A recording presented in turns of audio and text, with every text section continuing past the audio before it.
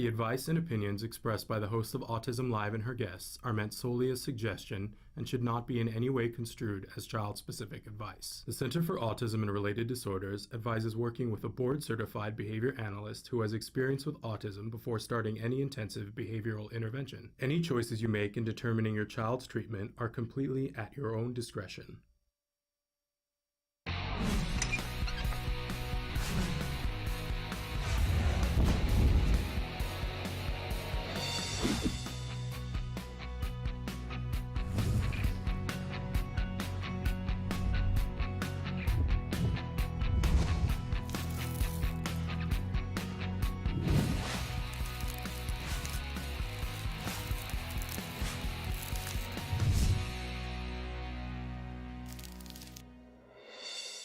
Good morning and welcome to Autism Live. I'm Shannon Penrod. We're coming to you live from the Warner Center in Woodland Hills, California.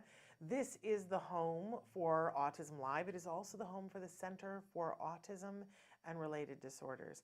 We're really grateful to be here with you on this Thursday morning. We got a big show for you. In fact, we got a big week for you. On Wednesdays, I get so excited because whenever we can, we have Dr. Doreen Granpeesheh live in the studio with us. I am sad to tell you that I do not have her live with us in the studio, but in just a few minutes, we're going to play an oldie but a goodie of Dr. Granpeesheh so that you can be hearing some of her wise wisdom. Then later on today, we have Let's Talk Autism with Shannon and Nancy. We've got three amazing guests that are going to be with us. First of all, we're going to start off with Lisa Ackerman. She is the founder of the amazing organization known as TACA. And yesterday there was a press release that went out that saying that TACA is changing their name. And I think you're going to find it a very interesting name change. And I'd love to hear from Lisa to talk about what's driving that name change. I think it's a great name. I've had preview on it, and I am in support. Let us say that. In any case, she's going to be with us. And, Lisa does our cooking segments here. She's a hoot and a half, let me just tell you. Nobody has more energy than Lisa Ackerman. And she's a pretty amazing woman who's gotten a lot done for parents in the field of autism. So she's going to be talking with us about this new name change, TACA. What is the new name? Wait till you see. Okay, then we also have Angeline Lowe is going to be with us talking about her company, Apt Fitness, and being an expert in doing fitness with individuals on the autism spectrum and why that is her particular passion. That's going to be another thing that you're going to be very excited to see. And then we have Stephen Wood, who is going to be with us. He's a special needs trust lawyer. I know we always like to bring you guys information about what to do if you've gotten to the space where you can face planning for the future. It's an important thing. We all need to do it at some point because the truth is none of us is getting out of this alive, right? And I'm gonna make little of it and make fun of it because like everyone else, my stomach turns upside down and I go, but I want to be here forever for my kid. Unfortunately, that is not in the cards for any of us. And I just was reading a quote that my husband had posted on Facebook last night that was from Sir Anthony Hopkins, and he was saying, we all need to face this reality that we're not getting out alive, and that means to live every opportunity right now. His suggestion was to eat the delicious food, jump in the ocean, do all these other things. From an autism mom's perspective, I'm like, oh, no, there's other things that I want to do with the time that I've got here to make sure that my kiddo's okay when I leave. But this is the ultimate act of love when we make sure that there is something to provide for them when we're not here. Not just something, but people lined up to be able to support that. So Stephen Wood's going to talk to us a little bit about how we can wade into that pool without overwhelming ourselves, right? I don't know about you, but I get paralyzed. I go, yep, I can, and then I go, oh, there I am. I'm the Tin Man. Frozen in time, can't do anything more. So in any case, that's our lineup for Let's Talk Autism with Shannon and Nancy. First, we're going to have Dr. Doreen Granpeesheh, but can I just take 1 second to tell you about what we're doing tomorrow on the show, because it's really super exciting. Of course, we'll do Jargon of the Day tomorrow, but then we have Tom and Emily Island on the show, and they're going to talk with us about what happens after school is over. And I'm talking after, even after college, when it is down to brass tacks adult life for an individual on the autism spectrum. You know, we talk about the cliff and how our young adults get to a certain age and the cliff is there. So they're going to be talking with us very positively about some things that you can do. And Tom's the perfect example. You know, he was diagnosed on the spectrum and went on to become a CPA, and now he's a public speaker and has a wonderful book, Come to Life, out that everybody who's got a teen should be looking at with them.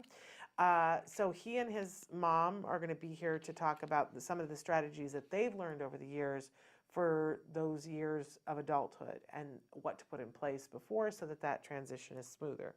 But then, of course, we have Bonnie Yates on tomorrow answering your questions in live time. And then we are going to be joined by the fabulous Alex Plank. Alex has been on the show many times before. He's the creator of the website wrongplanet.net.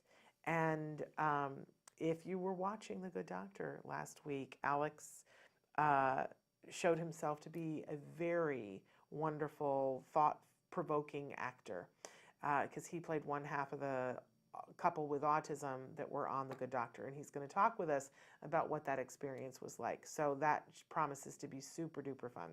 Now that he's a big superstar, he's deigned to come and be with us, and he's been very gracious about it. So that's a really fun thing. Can't wait to talk to him about that. So in any case, we are going to be here for the next 2 hours live, even though we're going to show you a pre-recorded thing. You can still be writing in questions, and there will be some time if there's something that I can address at the end of Ask Dr. Doreen. But I forgot to show you all the different ways that you can participate. So Traven, show them, if you haven't already, some of the ways that you can talk to us here at the show. I want to remind you that our new website is on the old website site, which is autism-live.com. It's set up a little bit different than the old one, and I know change is hard, right? But it's super cool. When we're live, it'll say live at the top of the page, and if you click on it, it'll open up the box so you can be watching us live. At the bottom of the page, there's a little thing that says chat. If you click it and open it, it's like the live feature used to be. You type, you hit enter, there is no cost. You don't have to sign up with a credit card. There's none of that. One of the big differences on the new website, and I'm sure you're going to find it annoying, but what it does now is it has a pop-up window after you've watched for, I think, 4 seconds. A pop-up window comes up that says, would you like to subscribe? If you fill that out, what will happen is that you will get our weekly postcard letting you know that we're having a show. We're having shows on these days, and these are our guests. And that's pretty much it. The only other time that we send you an email is if we feel that it's something earth-shattering, like when we get Temple Grandin to be on the show, because a lot of times it's very last minute, you know. So we really don't, I'll be honest with you, we don't have the time to spam you. We are way too busy, but also ethically, I would not be about that. So that's what that is for, that pop-up window. I do encourage you to fill it out. Once you've filled it out on your device, then that, I believe, and correct me if I'm wrong, but we asked it to be programmed so that once you had filled it out, you wouldn't be asked that every single time. And once you click it, it goes away for that visit. It is one of those things that it's just going to do that. We hope that you like our content well enough that you will subscribe so that we can let you know what's happening in advance. I think that's a good service and not too annoying. I hope so. But you know what? If it isn't, will you please write and tell me? Because you know I like to have some feedback. You know that I say we do this together, right? Si se puede. So help me out. Let me know what we can do to make the viewing experience better for you. That is one of the big changes on that website. But you know, I'm always trying to tell you, we come to you free in all the formats that we do. And so it helps us to be able to do that. Quite honestly, when you guys subscribe, we don't ever sell your subscription thing, but when we say to people, look, we have this many hundreds of thousands of people who subscribe, we get better stuff on the show for you. We get better discounts to things. We get better things to provide with you, but guests come on, quite honestly, bigger guests. So in any case, everybody wants to know.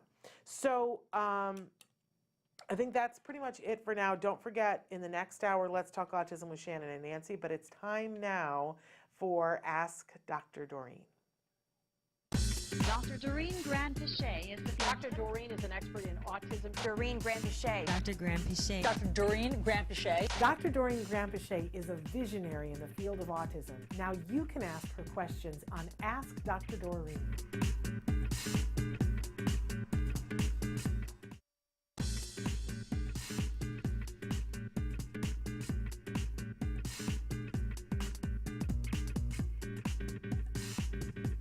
I want to, because you know I love teachers. I'm a former teacher, and we have more and more teachers writing in, which just makes me so happy.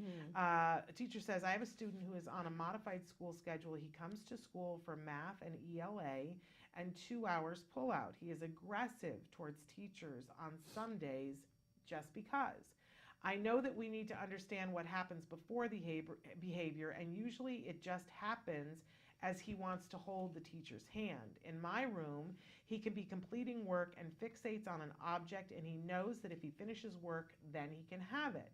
In PE, he just wants to run into children, pull girls' hair, hit teachers, pull their badges. We use social stories, we use if, then.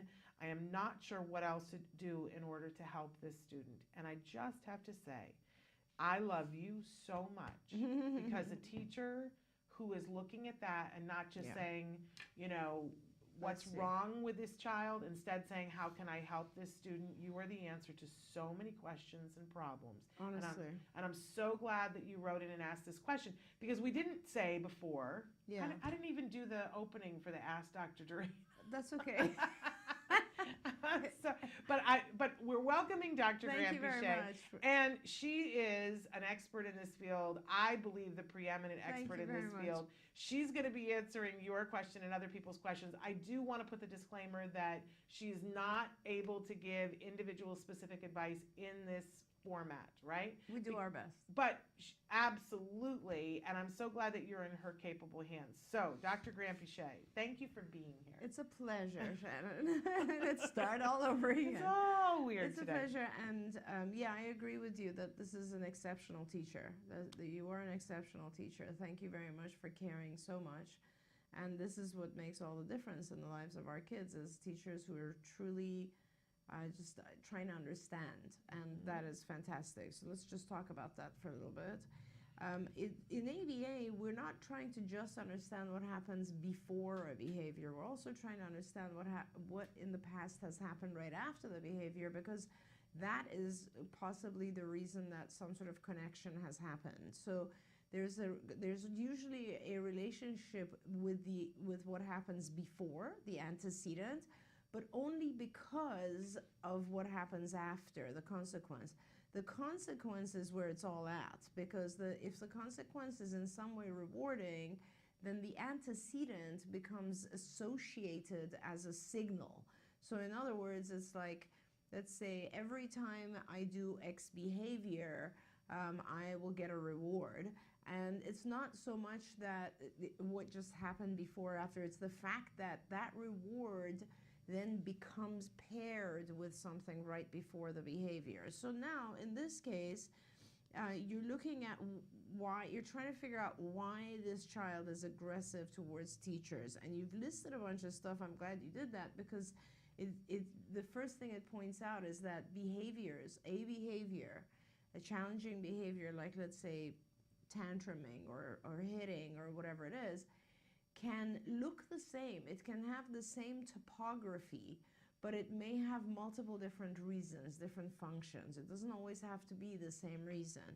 And in this particular case, you're thinking, okay, it usually happens as he wants to hold the teacher's hand. In my room, he can be completing work and fixates on an object, and he knows that if he finishes work, then he can have it. So in other words, I think what you're trying to say is that he wants the object and has a hard time waiting to get the object before he finishes. That's a very simple process that you can teach him. What is the function? The function is he wants access to a tangible. He wants access to this reinforcer, and he's having a hard time waiting. Okay, so what you do is You actually give him a reinforcer as soon as you hold his hand, and you start to shape the behavior. You start to increase the duration of time gradually. It's as if you have a food item in front of someone and they want to grab it and eat it because they're so hungry, and all you do is you start by saying, wait 1 second, okay, now you can have it. Wait 2 seconds, now you can have it. Wait 5 seconds, now you can have it. And that's all you're doing. You're going to shape that duration of time that he has to wait for the reinforcer. So the first day you'll hold his hand, give him a reinforcer immediately. Second day, give him hold his hand, wait 5 seconds, count out loud with him so he knows it's coming. 1, 2, 3, 4, 5. You want to make sure he's successful. So make sure you give him the reinforcer before he tantrums or whatever it is. Make it 10 seconds, make it 30, make it a minute, and so on and so forth. And that way he will gradually learn to wait. Because what happens with our kids, this is a very important thing I find with all our kids, they don't understand the concept of time. This is very true of young children as well, and just typically developing young children. And when you say wait, they don't know what that means. They don't know that means, okay, you're going to have your reinforcer in 1 minute or 5 or 10 or tomorrow or never. And they also don't understand the difference between tomorrow and 1 minute. So when you say wait, to them it means no, you cannot have your reinforcer. And that's why they lose it, because they don't know it's imminent. They just think, okay, I can't have it, so I might as well throw a tantrum because I really want that reinforcer. I'm not going to get it. So this is really important to always remember, that we need to kind of help our kids with some sort of visual when it requires waiting. Visuals would include a timer. So the child knows that this timer, as it's moving towards, and when there is a time, it will end. Time will come when I get my reward. An egg timer, where they can actually watch the sand. On our phones, there's a lot of different types of timers that show like a bar gradually reducing, and then a buzzer goes off there, or a clock, or there's multiple visuals that help the child see that they are getting closer and closer to their reward. That is extremely helpful to kids. And then you just mentioned that in PE, he just wants to run into the children, pull out the girls' hair, hit teachers, pull their badges. To me, it sounds like he's very active or has a hard time regulating himself in PE. And so I would really suggest that you try to get him. Social stories are not going to work with this. Social stories are a very, very calm type of thing that it requires cognitive activity. To me, it sounds like he has just a lot of hyperactivity going on in PE, and he really needs a one-to-one aid for the PE period, where someone who can help control him and then teach him to self-regulate his behavior. What should happen if he had a one-to-one aid is that the minute he does anything inappropriate, he is actually removed from PE and put into an activity that is not doesn't allow him to hit people or so on and so forth. And it shouldn't be a fun activity, by the way. It should be work. It should be school activity, so that if he wants to get back into PE, he realizes that I can't hit people, I can't pull their hair, etc. And to begin with, there should be someone there the whole time that's blocking this behavior, so he doesn't even have the opportunity to do that sort of thing. And this is on the assumption that he likes PE. There's also the possibility that he hates PE and that he does these activities in order to be removed. That's why an FBA becomes very important, a functional behavior assessment, because like in that case, I would ask, what happens? What do you normally do when he pulls people's hair and hits the teachers, pulls their badges? What do you guys do with it? Because whatever it is that you're doing is what's maintaining the behavior, and you probably need to be doing the exact opposite of that. And so those are the things that help us understand. If you're more interested in figuring out the functions of behaviors, go on IBT, the Institutes for Behavior Training website, and go in the teacher section and go in something that talks about doing a functional behavior assessment, a module on FBA. That's where you really learn about understanding the functions of behavior and how you can identify why a child is doing something. That'll really, really be helpful. Okay, and I love that you talked about that it could be that he's loving Jim but doesn't know how to be appropriate and regulate himself, but it could be the opposite. As soon as I, saw that there was stuff that was happening in PE, my first question is, especially this time of year, we're used to being in Southern California where it's Outside. beautiful and outside, but a lot of times, because I grew up in upstate New York, and a lot of times kids are put into an old gymnasium that's all sound reflective, Oh my gosh, yes. right? And a lot of our kids have Absolutely. sensory issues. Absolutely. And so he may want out of that room Totally because right. he can't handle it. Totally right. Also very possible. Very, very possible. But thank you for writing in, and check out Institute for Behavioral Training, and if she wanted to do the CIFA. Definitely, there is an indirect functional assessment on there, and you can certainly use it for this child or any other child, and that's on skills under the BIT builder, I believe. BIP builder on skills, right? Yes. It is, yeah. I don't know if you can access it alone still. We used to allow people to just do the BIP builder. You can purchase just the BIP builder, but if you want to look at the whole thing, you can do the 14-day free trial. That's right. So you would go to skillsforautism.com, and in that you could look at the BIP builder. If you decide that all you need is the BIP builder, there's lots of different ways that you can purchase the BIP builder. For schools, they can buy a package of BIP. Oh, that's even better. So, if you had 10 kids that you want, you could buy a package of 10. That is perfect. Or, whatever, they can customize it for whatever you need. Tell them Shannon sent you. Ask for the friends and family discount. That's perfect. Right? So skillsforautism.com. Okay, should we take a break or do you want to go to the next question? We can go to the next. All right. Hello, Dr. Doreen and Mrs. Shannon. This is from India. I have sent questions in the past and your advice has been extremely helpful. Thank you. My question today is, how does one explain about autism to a 9-year-old cousin? My daughter is 8 years old with PDD-NOS. Nowadays, he gets very frustrated that he cannot interact and play with her. Also that she repeatedly watches the same videos on YouTube over and over. We have told him she is slow to learn, but he cannot understand that he keeps saying she's so smart. She knows computers, etc. How can she not play with me? And are there any book recommendations that we can suggest? God, I love this cousin. What a sweetie. Oh my God, that's amazing. I love that he recognizes that she's so smart. She is smart because she can do all these other certain things. Like we need more people like him in the world. 100%. And what a wonderful kid. I would actually. I don't think it's so much. You don't want to encourage him to give up. Let me put it that way. You kind of want to just teach him how to interact with her. I mean, if you have a child who's that motivated to get your child to interact, let's enlist him. Like, let's bring him on board and teach him how to do this. So my recommendation would be, in terms of just explaining autism, I would say very simply, I would explain to him that yes, she is very smart, but she has a hard time understanding social stuff. So it would be things that involve play and so on. And he's 9 years old, so you can definitely get him engaged and involved. And actually, you should probably start having him try to teach her how to play.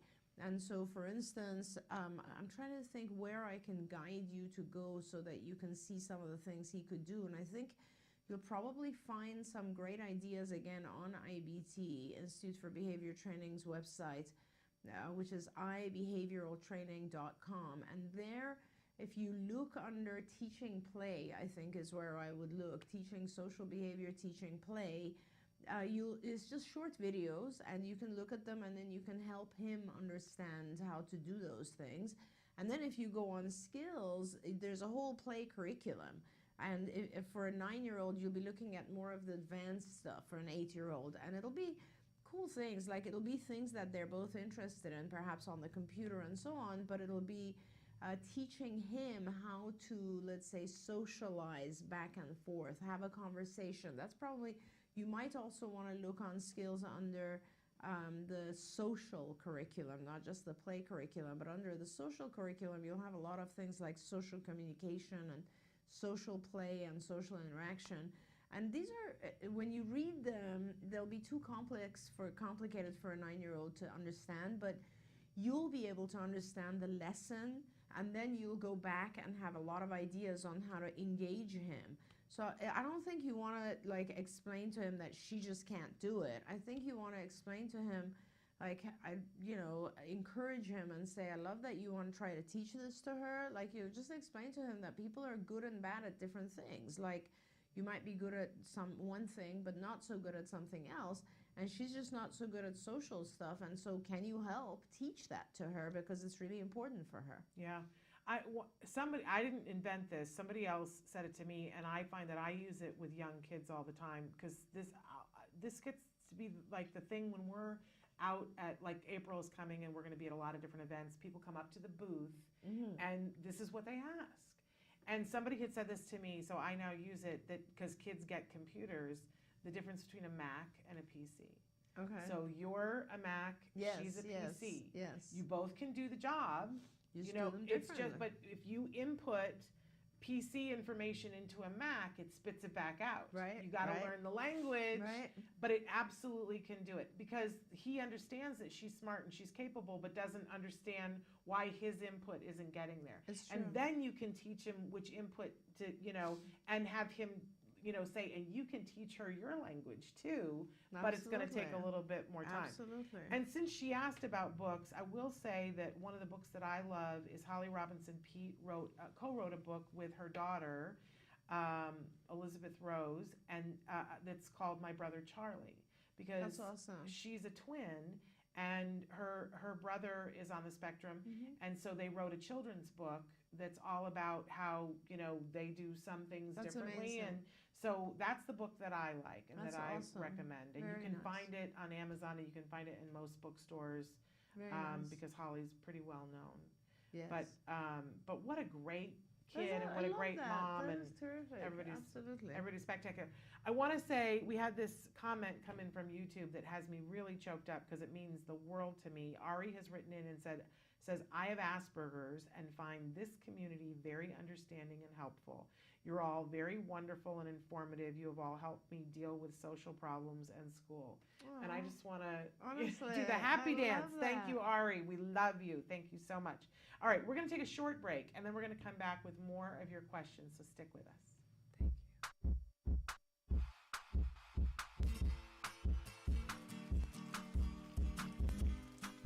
Hi everyone, welcome back. For the month of March, we're going to be making a rain stick. And what's really cool about this project is that the steps are pretty simple, so your kids are going to be able to practice a lot of their fine motor skills when making it. Another bonus is that once the rain stick is completed, you guys can use it for a bunch of different programs under cognition and executive functions. Things that deals with, seeing versus hearing, or using it also for auditory memory. But we'll get to that later. First, we gotta make the rain stick. So, the materials you'll be needing are a paper towel roll, tape, paper, aluminum foil, rice, and any kind of materials you want to use to decorate your rain stick with. All right, let's get to it. So the first thing you wanna do is get a piece of tin foil that's about double the length as your paper towel roll. So I got this, and now what I'm gonna do is I'm gonna roll it up, like so, and I'm gonna wrap my paper towel roll with it. Okay, and don't worry if it's too messy, okay? This is to give us a basic shape. Now once I've got this, I'm gonna make it a little bit tighter, and I'm gonna roll it and stick it inside of my paper towel roll. I want to make sure that it goes all the way through the paper towel roll, and what this does, it acts like a buffer so the rice will go down slowly through the tube.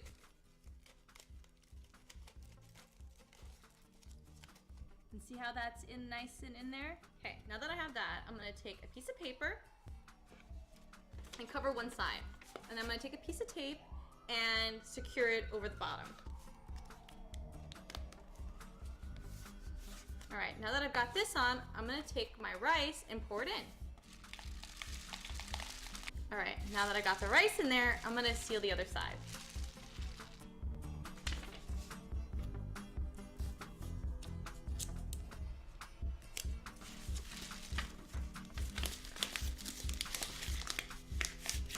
Now that this is constructed, don't forget to use your imagination to decorate this any way that you want.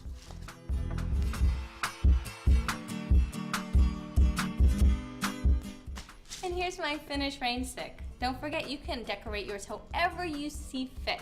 I decided to use tape and pipe cleaners, but you could always paint it, add sparkles, just whatever you feel like doing. Now that this is done, let's take a listen to it.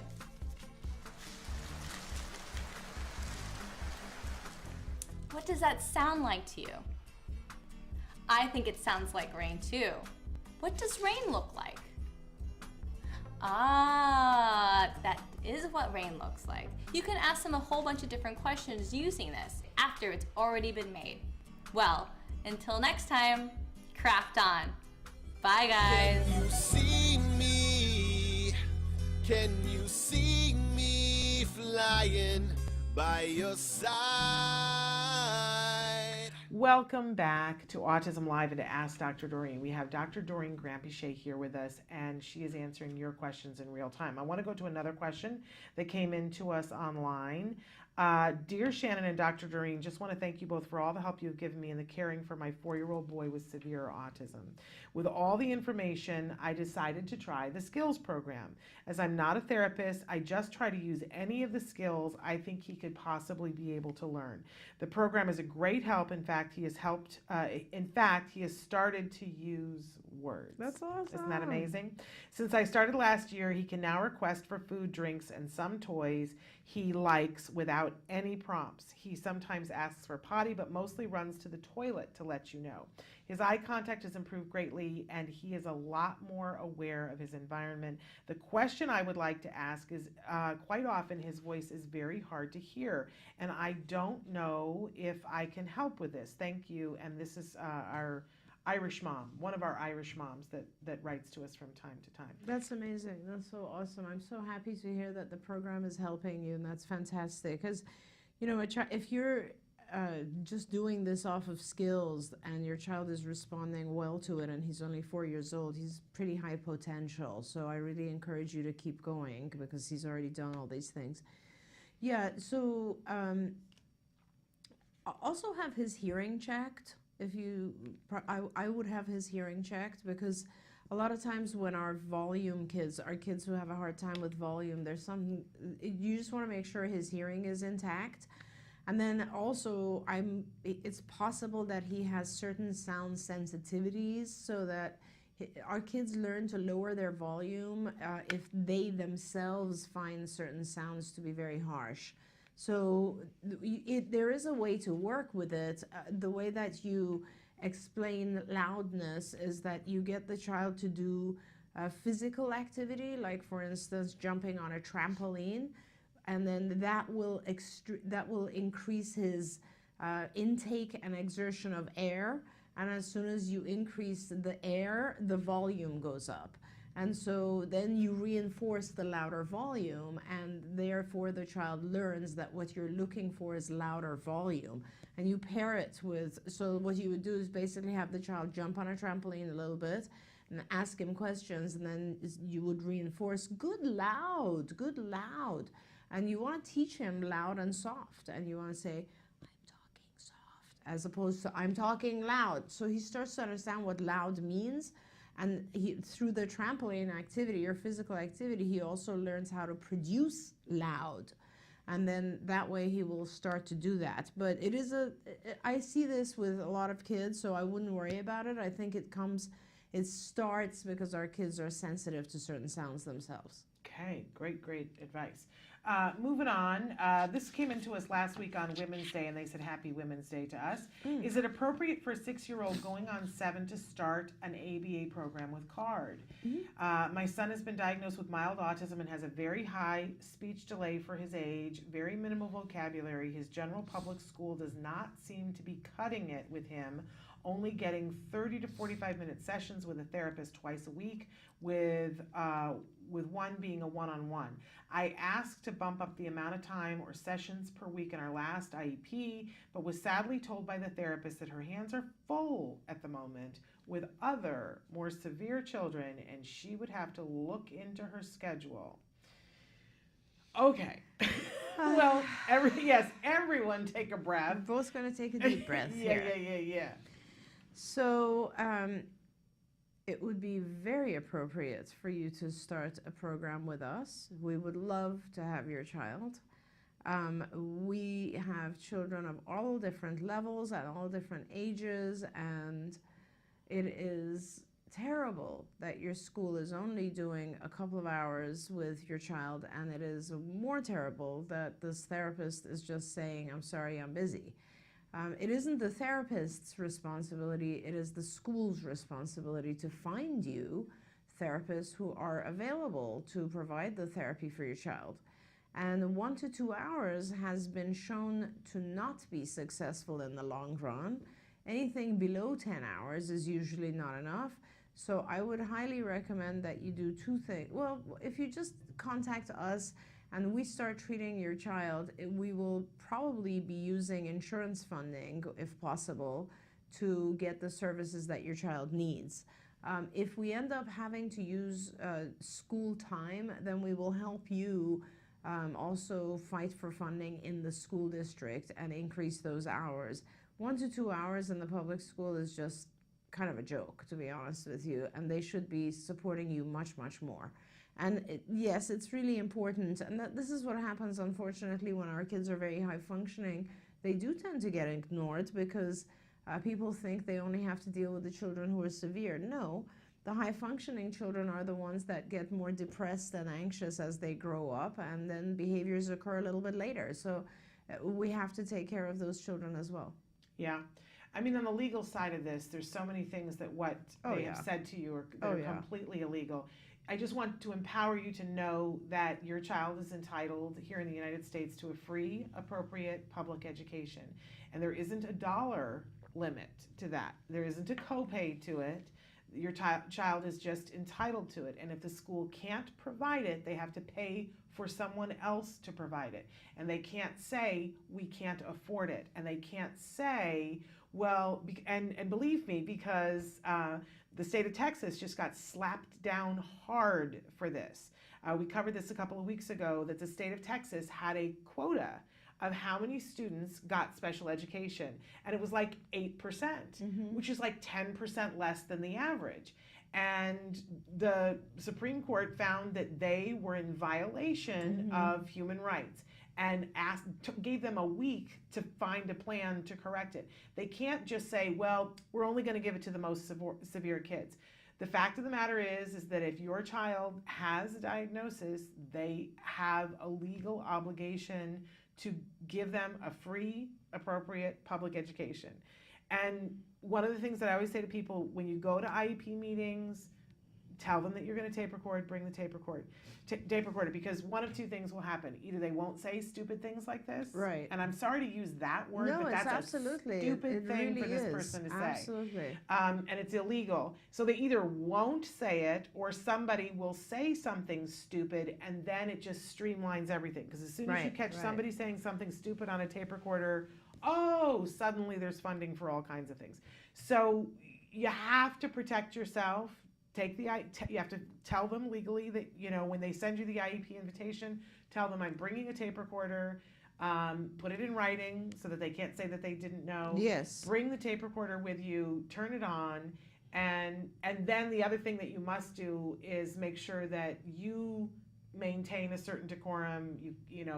Especially if the tape recorder is going, you can't yell, but you shouldn't anyway, right? And if you need to take breaks, you say, we need to take a break, right? And you step outside and go into the bathroom and scream into some toilet tissue.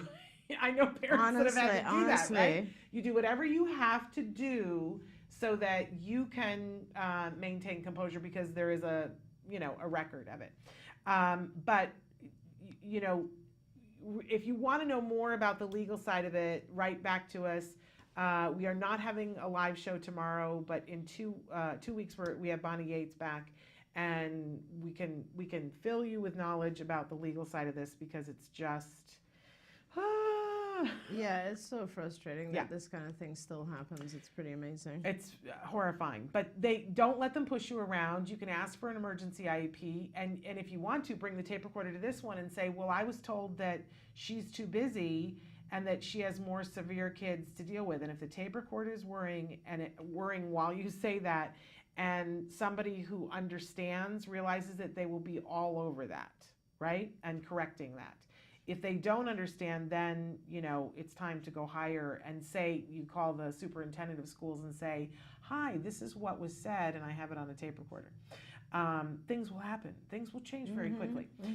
Okay, but email me if you want to know more, s.penrod@autism-live.com. I'm hurrying because I want to try to squeeze in a couple of more questions. Sure. I need help just getting started to get my adult daughter diagnosed correctly and find her resources to teach her life skills and social skills too. We are in Phoenix, Arizona area and just don't know where to start. Right, and so we are fortunately in Phoenix. We've had a center there for quite a while. And I would start by reaching out to the Card Center in Phoenix. We work with adults, children, all different ages, and we would be happy to help her figure out her life skills and social skills. We would start by assessing her. We have a really great program now for adolescents and adults, I have to say. And if you're interested in learning about it, go online and look for skills living.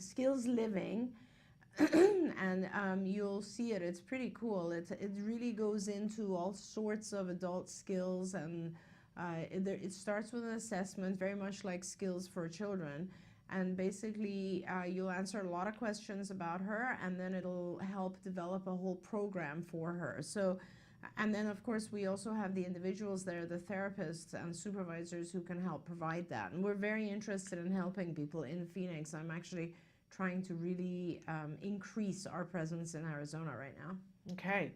And Skills Living is fabulous. I've seen it and I just think it's remarkable. I'm going to try to squeeze in these two last questions. Hello, my twin grandchildren are 4 years old and are diagnosed with autism.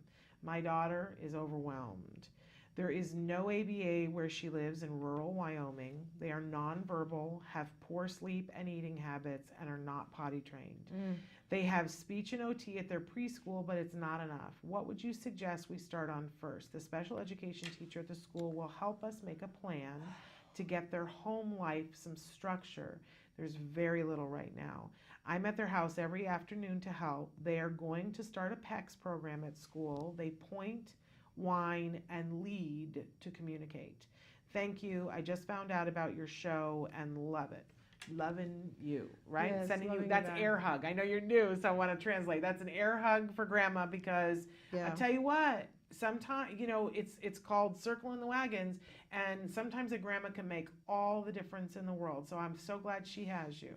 Absolutely. And I would start with educating myself if I were you. I would start with if you and your daughter and son-in-law and others in the community, let's say other friends or neighbors or whoever you can gather who would perhaps become a support team. Like, this is where I would start, honestly. I would pick about maybe 5 to 10, the more the better, people who are interested in helping.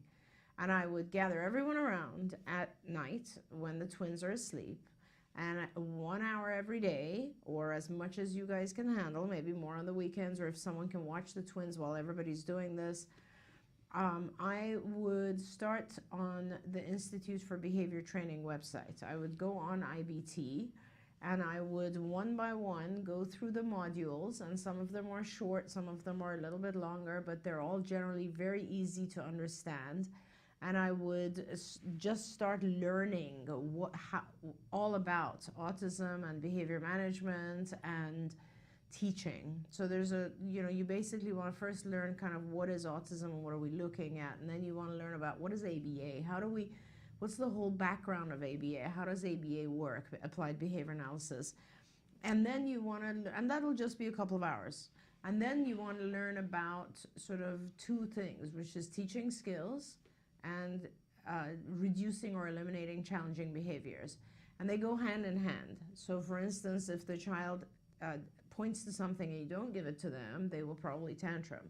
The pointing to something is kind of a communication. By the way, the fact that they're pointing in itself is a really good sign. So please, see how they're whining? They're whining because they can't talk. If they could vocalize, they wouldn't whine. And if they can't vocalize, then somebody can help. So you can teach them everything non-verbally as well. But I think the best thing to do is to start educating you on these things. And if you can get a team of people together, I would make people responsible for different things. For instance, one of you can be very responsible for putting together a schedule of therapists. So what we did with a lot of families before there was funding in most of the U.S. is that they would hire local kids, or high school kids, or people in the neighborhood, or whoever wanted to help, cousins, neighbors, etc.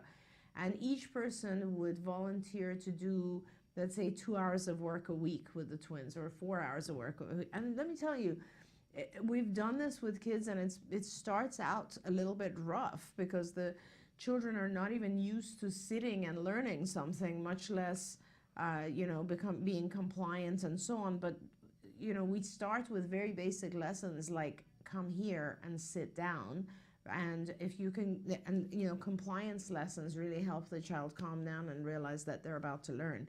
So I would put one person in charge of putting a team together, one person in charge of making sure everyone in your whole group receives this education through IBT, and one person, maybe yourself or your daughter, whoever is able, in charge of becoming familiar with skills. And skills is where you'll get the content. So really what you're doing is you're training yourselves on the technique, and then skills is where you'll understand exactly what each child needs to be taught and in what order. Kind of like, how do I teach compliance? How do I start language? How do I start social activity, and so on and so forth.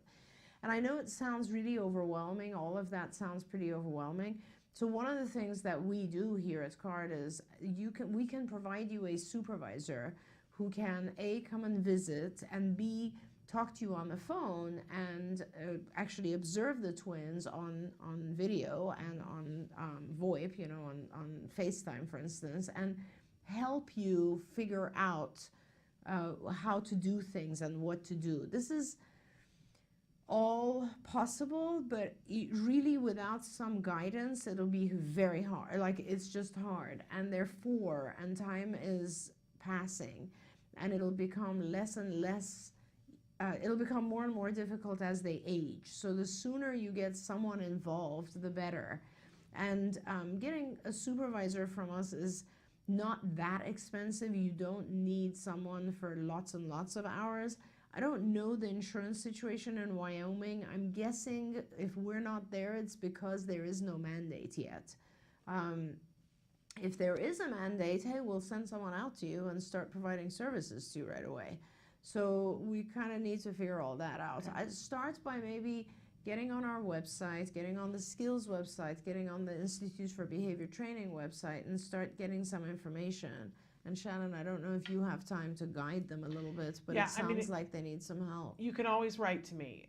I put that out to everybody. s.penrod@autism-live.com. You can write to me, and I can help to sort of break some of what Dr. Granpeesheh just said down.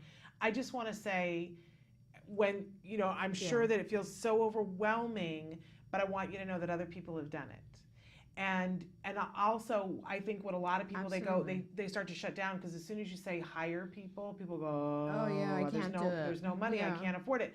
And I just want to say, I love, since we talked about Holly Robinson Peete already this hour, she did a blog years ago about the 8 things that everybody needs to understand about autism, and number 1 is that nobody can afford it. No one can afford it. Like, maybe Oprah is the only person who can afford it.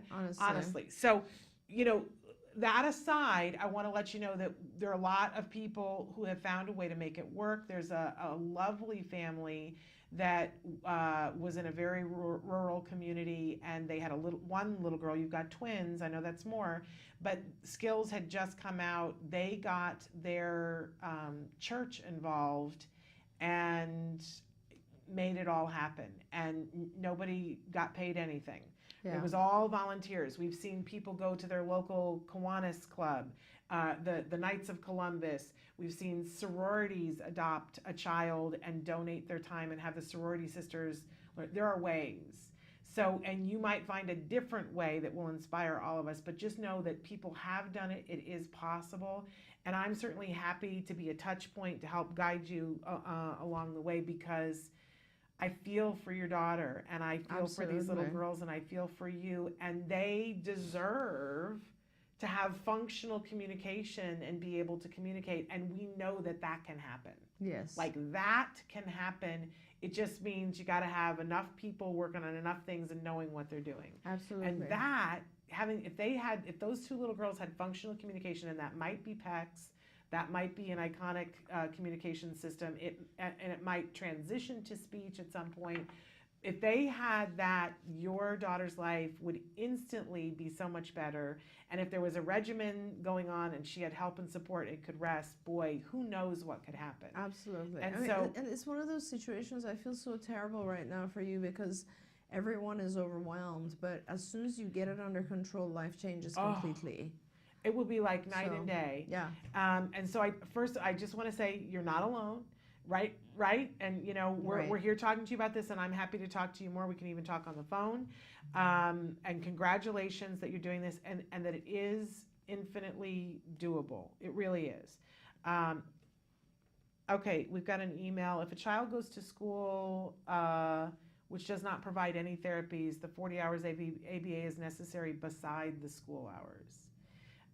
No, so essentially, when we say 40 hours, you can't really be in school and do 40 hours. It just ends up being too many hours. That's 70 hours a week, so that's crazy. So, but realistically, depending on the child, if the child is younger, I usually pull the child out of school and do all ABA. If the child is older and has to be in school, then I try to work with the school to do some ABA in the school as well as at home and after school at the centers. So basically, it's not just 40 hours, it's like all waking hours. So as much time as the child is not occupied with something meaningful, they should be doing ABA. Okay, and last question, because it's 11 o'clock straight up. Somebody wants to know about the BCAT. Can they do it in the United Arab Emirates? They can, can't Yes, they? you can do it online. It's all Absolutely. online. Just contact the BICC, Behavior Intervention Certification Council. They have their own website, and it has all the information about the BCAT on there. Okay, but you can do the BCAT through IBT. Yes, you can take the coursework for the preparation through IBT, Institute for Behavior Training, and then you take the exam, which is administered through the Behavior Intervention Certification Council, and you can do all of that online, and yeah, you can do it There anywhere. you go. Thank you so much for It's being a pleasure. with us. Thank It's you very always much. a pleasure.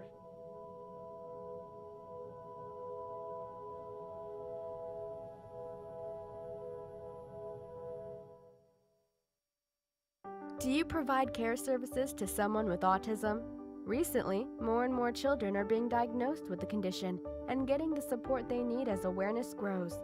But what happens to these children as they grow up? It's estimated that over 500,000 youth with autism will turn 18 in the next decade, and they'll be faced with a very difficult reality. As children with autism grow up, their services start to disappear or become very difficult to access. Things like medical care, mental health counseling, vocational training, and more. All services that are still desperately needed. The loss of support that youth with autism face as they grow up is so severe that it's referred to in the autism community as falling off a cliff. Adults with autism need the same level of support they had as children to avoid falling off the services cliff. Introducing Skills Living, the web-based software designed specifically to help transitioning youth and adults with autism so they can avoid the cliff and instead fly to success.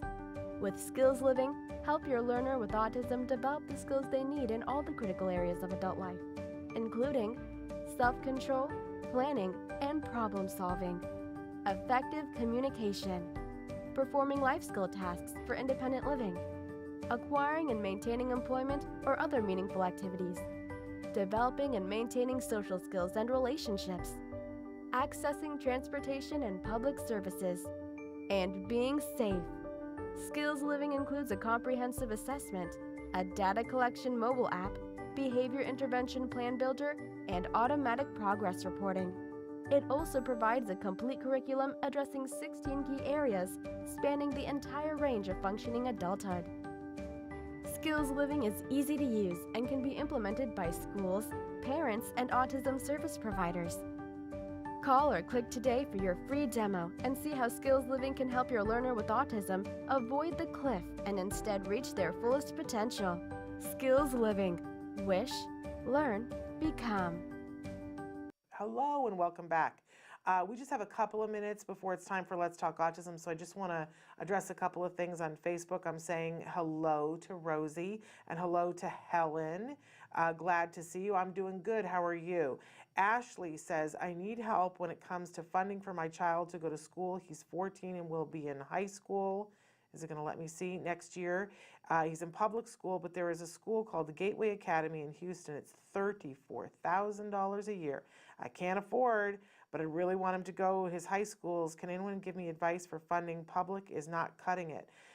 If you can demonstrate why the public isn't cutting it, and if it is the only place that will serve his needs, I've seen parents get that kind of funding, but it's rough. It's super rough to do that. I would suggest starting a GoFundMe, and then let's talk some more about that. But people have done it. When there's a will, there's a way.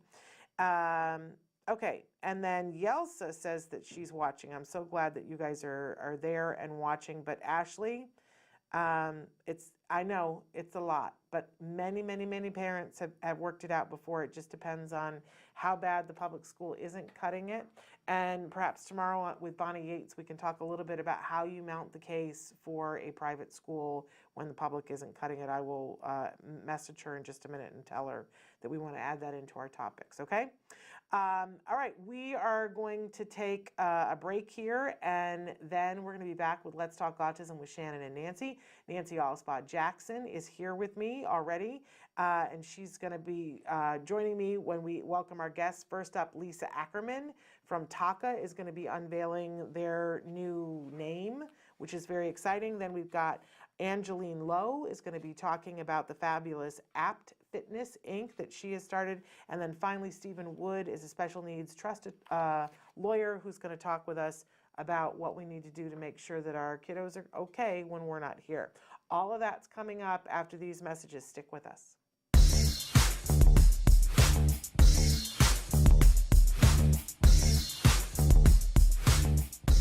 Parent to parent, you might be asking yourself sometimes, why does my child have meltdowns?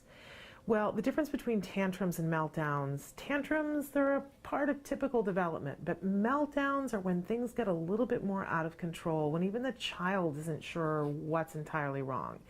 Generally with a meltdown, there's an environmental component. There's something else going on outside the child that's making the tantrum worse.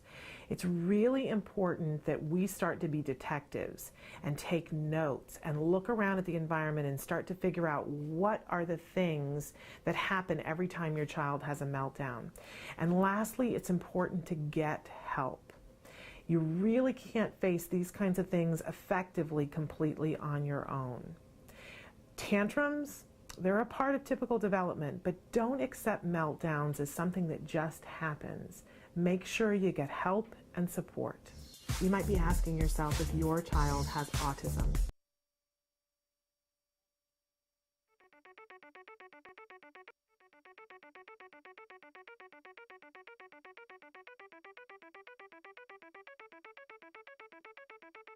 Hi, I'm Shannon Penrod, and we're at the ABCs and XYZs of Special Needs Conference. And this year, for the first time, they've got something really remarkable. It's the Entrepreneurial Boutique. These are all items that have been made and are being sold by individuals who have special needs. So we're going to do a little shopping and talk to some of these fabulous entrepreneurs. Come on. My name is Molly Rarick, and I'm founder of Breed's Gift. We're a nonprofit that serves teens and adults with special needs, like Chase here. We were founded in 2013 and serve people in the Conejo Valley, Santa Barbara, and LA. Our main objective is to give our participants the skills they need to gain a more independent life. My name is Shelley Cox, and Lisa Zalagi and I are founders of Creative Steps and Create Micro Business Enterprises. And the items that we're selling here today are all made by the clients who have passions about what they want to make, and then they get the profits from what they make after we've paid all of the other expenses. We are here today because my goal is to be independent, and also I would like to share all my artwork, and I would like to sell. Thinking about at his young age being a businessman, it's amazing. I cannot be more proud.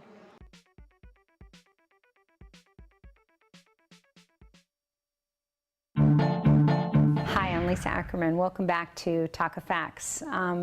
We hear questions all the time, and we want to give you the answers that help make your journey in autism easier and more navigatable. Less than a year ago, we interviewed the top 100 doctors in the United States working with children on the spectrum, and we asked them a question in the cloak of secrecy. What are the top 3 mistakes parents living with autism do? Number 1, and the one that makes me laugh the most, is when they use their physician as a marriage and family therapist. 1, the doctors told me it made them uncomfortable, and 2, they were highly unqualified to provide that type of advice. So the night before your physician appointment with your MAPS doctor, get together with your spouse, significant other, and write out the list of the targets and the agenda that you want to cover at the physician's appointment. Get in sync. Then you'll be definitely spending less time and not making that doctor so uncomfortable. Second thing that was the most common mistakes parents living with autism make is they want to go too fast. And really, you want to pace yourself in the autism journey. We all know that we want to get our kid to be the best they can be and hopefully recover from autism. And what a lot of the doctors have told me is that you want to really pace yourself. 1, to let the labs be your guide, and 2, work with your physician on the prioritization and the delivery of the different medical interventions. The third most common mistake they felt families made was giving up too soon.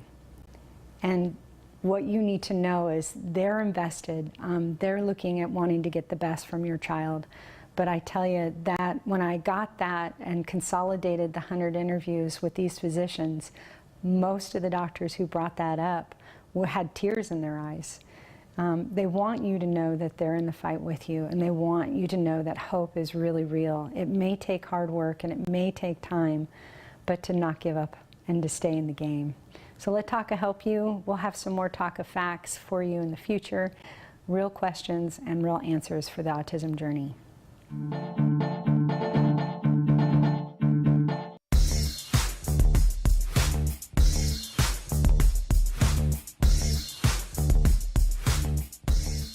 Parent to parent, you might be asking yourself, why does my child stim? Well, first of all, let's talk about what stimming is.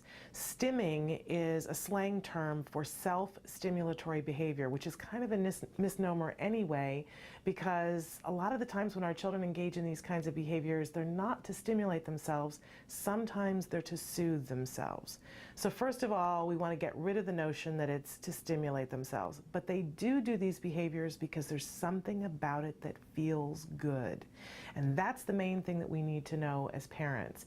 It's not some random behavior. There's something about it that's giving the child a paycheck.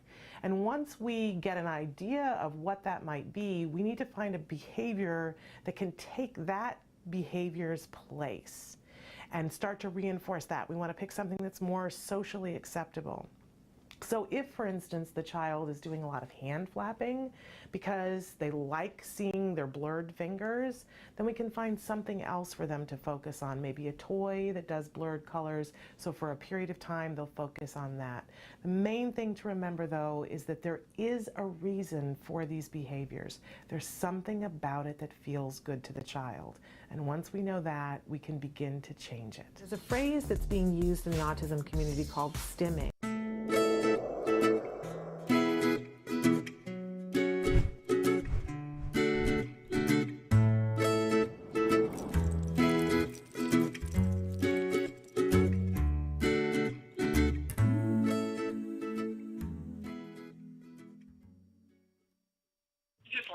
Good morning. We're on the phone with Lisa Ackerman here from TACA. Welcome to Let's Talk Autism with Shannon and Nancy. I'm Nancy Alspaugh-Jackson. I'm Shannon Penrod. And as I said, we have our good friend Lisa Ackerman here, Executive Director of TACA. And we're going to have a big announcement here about TACA because it's no longer what you once knew, our viewers, as Talk About Curing Autism. Lisa, tell us about the new name change. Hi, guys. Hi. Welcome to the show. Oh, I'm glad to be here. Sorry about the mess behind me. I see a stack of papers and books that I need to read. That shows you're a busy person and intelligent. Don't you read all those things on Facebook? And if you swear, it means you're super intelligent. Oh, that's all. I don't know about that. It's just coffee and wine, depending upon the time of day. But yeah, I'm excited to announce the new name of Talk About Curing Autism has changed now to the Autism Community in Action. And I'm thrilled to come on your show, autism-live. You guys have been friends forever. And share all the good news with you. Yeah, tell us why you changed the name and what the significance of the new name is. Yeah, the TACA name came about when we sat in my living room with about 30 families in 2000. And our whole goal was to move towards a cure for autism in alignment with Cure Autism Now. Now, as you know, that's part of Autism Speaks. And what we have found is we would get calls for research money and emails on a regular basis to receive funding. So rather than have confusion, we want to really talk about what we do. And the Autism Community in Action really describes who we are perfectly. Yes, what do you do? What is your mission? So everybody knows once again. Oh, our mission, I love it. We have it right here to provide education, support, and hope to families living with autism. And we're just thrilled. What came along with the new name is our new mission statement, but also our vision and our values. And I'll send this off so you have it. I love when I look at this because it really encapsulates who we are, and our vision is for every person diagnosed and living with autism to lead an independent life. It's a much bigger goal than we ever had before because our goal is for every person with autism that needs help, they get help, but also to live their dreams and their hopes so they can have a meaningful quality of life. I love this new title. I said to you yesterday, I said, you clever woman, because it does fit exactly what I think you do and have been doing. You've always been about the word action, and you've always been inclusive. I have admired for years the way you have brought a group of people together, and starting in your living room, and now anytime I go anyplace, you can see the TACA people, the sea of t-shirts, and the people with smiles on their face because they're taking action and they have hope. And I love that it still spells out TACA, so that we don't have to all switch our way of thinking, we don't have to go do something else. We can still call it TACA, but the core of it now, I think, fits exactly what you guys have been doing. So you clever woman. It wasn't me. I'm not that clever. We have a great team, and actually, just so you know, Dr. Tracy Fritz gets the credit. She knew that we were looking at the opportunities for renaming the foundation, so we wouldn't have confusion with regards to research because that's not our mission.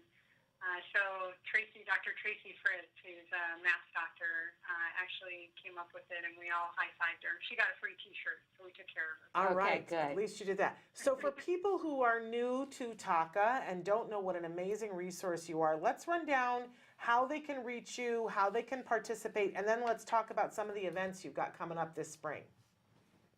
Yeah, really, right now I'm just so thrilled.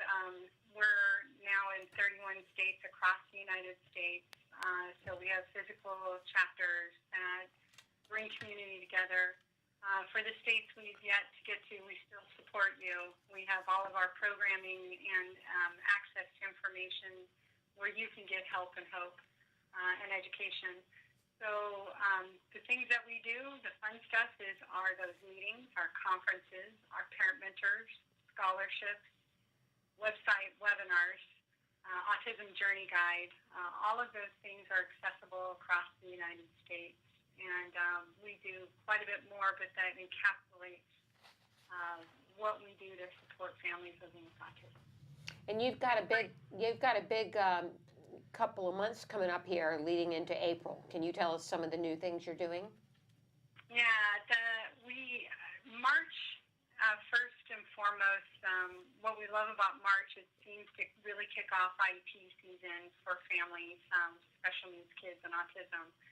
So focus across the United States will be how to deal with your school district and your IEP process, and making sure you're ready as a family to accurately describe your kids' needs and work with your team and get the services that are going to best help make the most progress for your child. So that's March. And March also includes the kickoff of our East Coast National Conference. That's in Atlanta, Georgia. And we've got quite the lineup with Dr. Mercola, Holly Robinson-Pete, and Dr. Daniel Onan. And I just love having them involved, and we're excited about that. And then, Nancy, like you said, Autism Action Month will probably have somewhere close to 150 different activities across the United States. The main one that we do on the same day, April 11th, is our National Coffee Talk Day. Last year we had almost 100 meetings, and those were places where we have chapters and also new places. And we're looking forward to kick that off and help hundreds of families. And you've got new chapters that you've added on, correct? You're launching this month.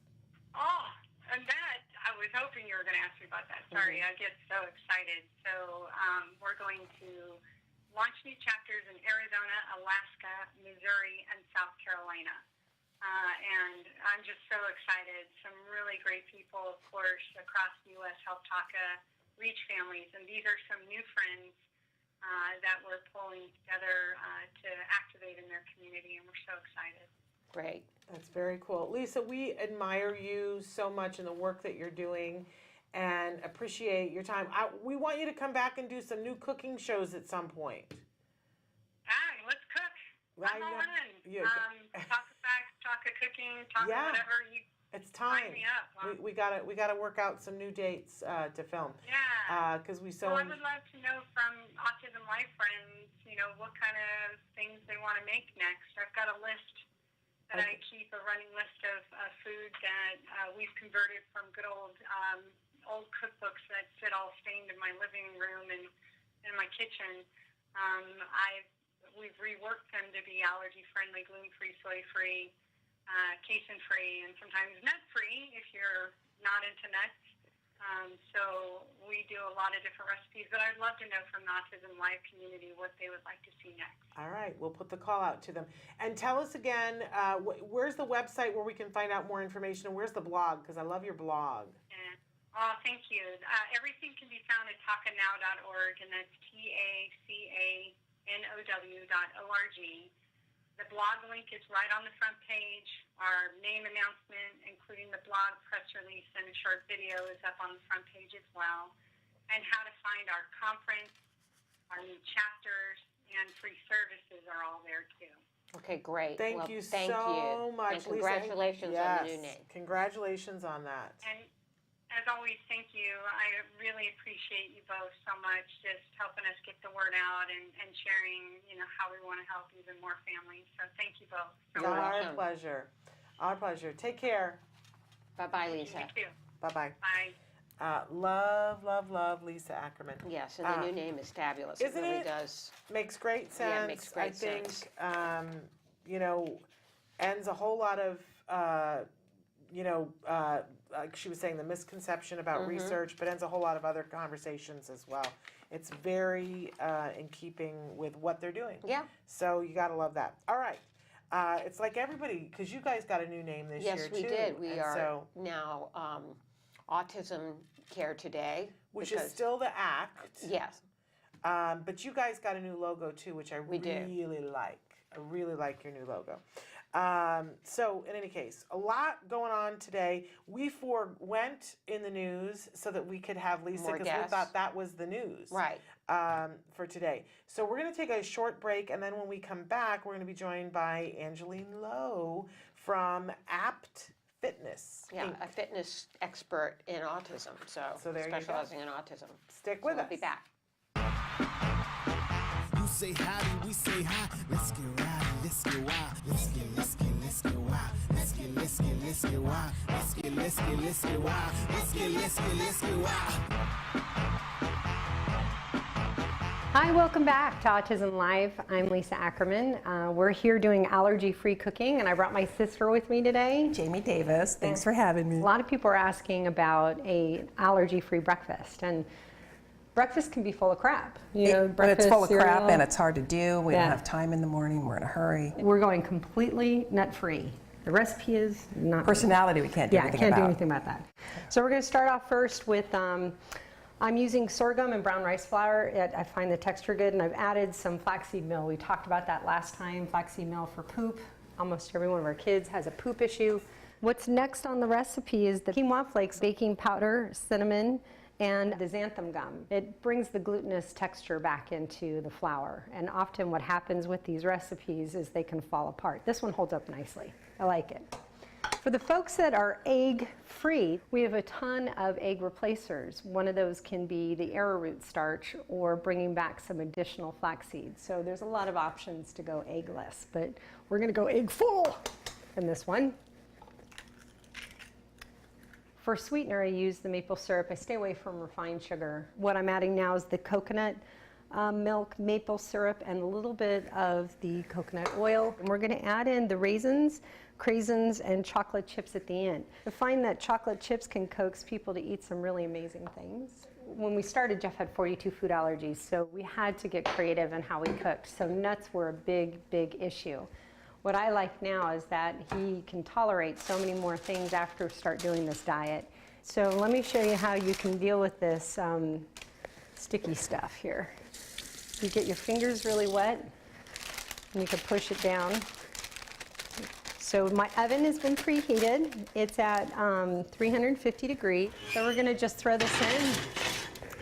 Like I said, I like it around 23 minutes, and the magic oven says, I'm done. Looks like, don't you love magic ovens? They're awesome. There we go, pops right out. The texture of these, and it's so pretty. It looks almost like a big chocolate chip cookie, but you actually made it healthy. But you can be my guinea pig. Tell me what you think. That looks really good. Doesn't it? So the textures and the colors in there are just beautiful. So the raisins are for you, the chocolate chips are for your kid. I can't believe it's gluten-free. I know, right?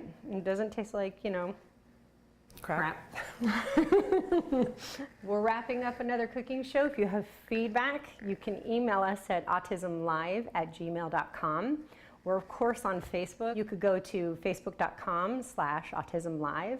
And of course, Taka Now has thousands of recipes. Join me there, and we can cook some more later on. So thanks for joining us. You say howdy, we say hi. Let's get rowdy, let's get wild. Let's get wild.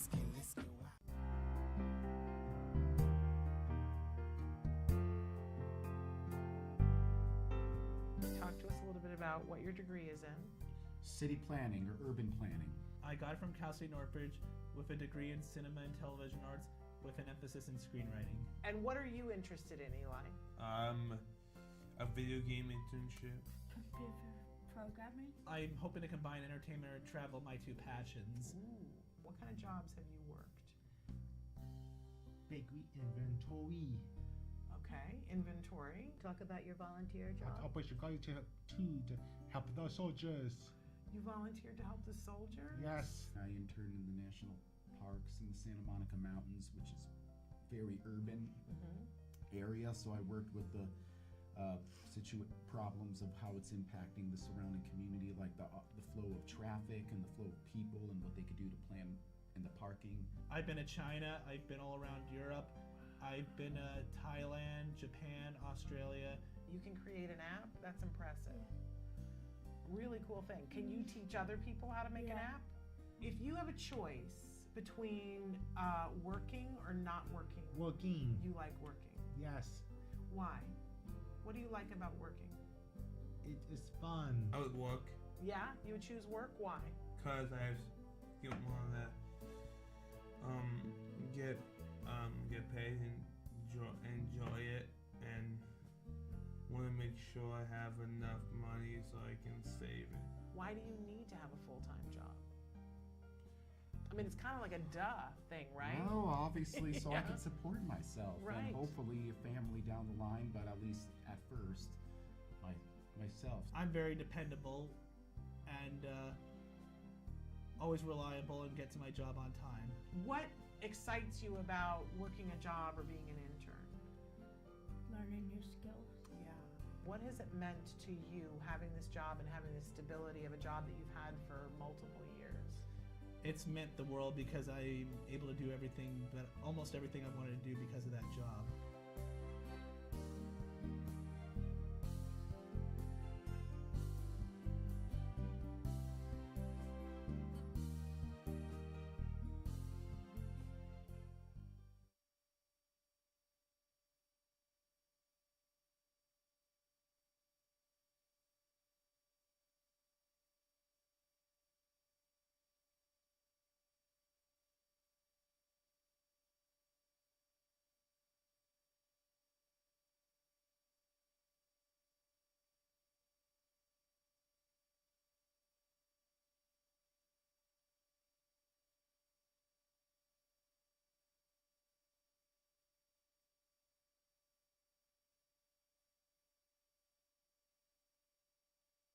Functioning autism. So a lot of people don't know that I'm autistic, except they do see some quirkiness. Right. And then when I tell them I'm autistic, they say, well, you don't look autistic, because they only have that relation to Rain Man. Right, of course. And does that infuriate you a little bit?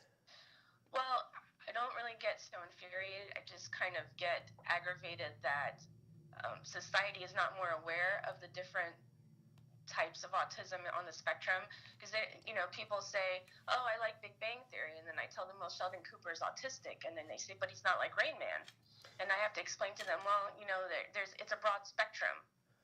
So not only are you a Florida paralegal and certified in all kinds of personal training, but you're also single-handedly re-educating the world about these, these archetypes that they have in their minds. But I appreciate it because you're creating a better world. Let's talk a little bit, though, about you as a child and how you found fitness to be something that helped you. Well, my father was in the military, so ever since I was old enough to stand on both legs, he just had me starting with soccer. I did racquetball, gymnastics. I did almost every sport imaginable, and I only saw him a couple days a year because he was in the military, and that was how we spent time together, as we bonded through fitness, and he just ingrained it in me. So throughout my life, every time I did exercise, even when he wasn't around, I just always felt like I was bonding with my father. And then when I met my co-founder of At Fitness, he was a manager of a gym in Miami, and he noticed that I would spend about 7 hours a day at the gym. And at the time, of course, I knew I was autistic, but I didn't exactly understand why I felt so much better. But the doctors explained to me that it was allaying the stimming, and that it was acting as sort of a medication, which, I think is great, because medications are a lot overprescribed, and they also are very costly, so some of them are not accepted by the insurance company. And that's why exercise is so important to me, because it helps me not only cope, but it helps allay the stimming symptoms. You say that exercise uses the same motor functions involved with ASD and ADHD, giving the functions another outlet, right?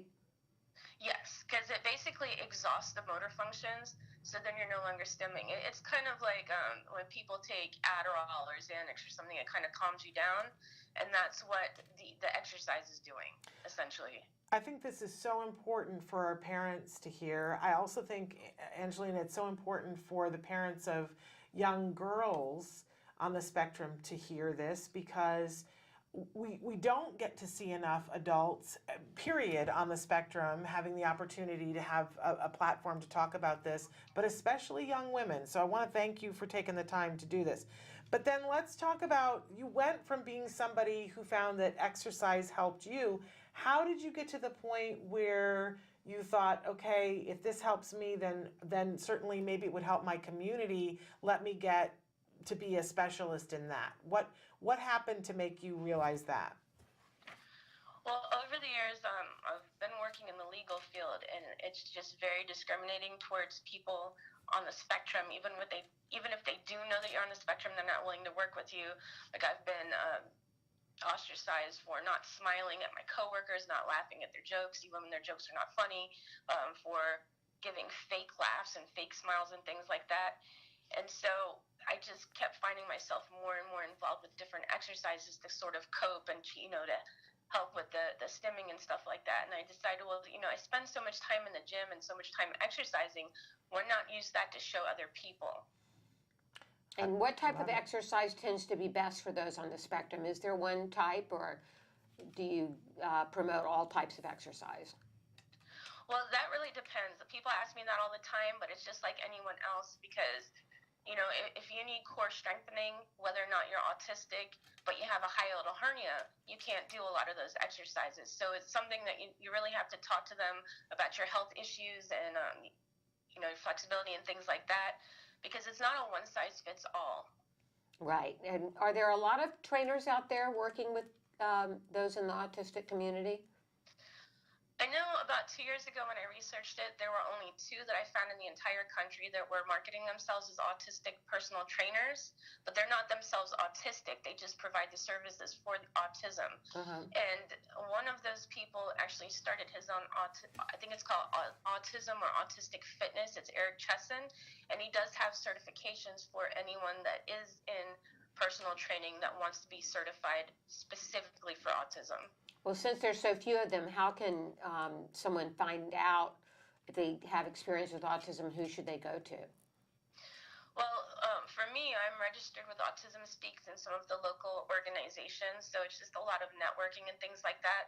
I also spend a lot of time networking with mental health providers, so that if they have someone that they think could benefit from my services, I can always offer it to their clients. And the reason that we're nonprofit is because people spend so much money on medications and different modalities, some of them that never work.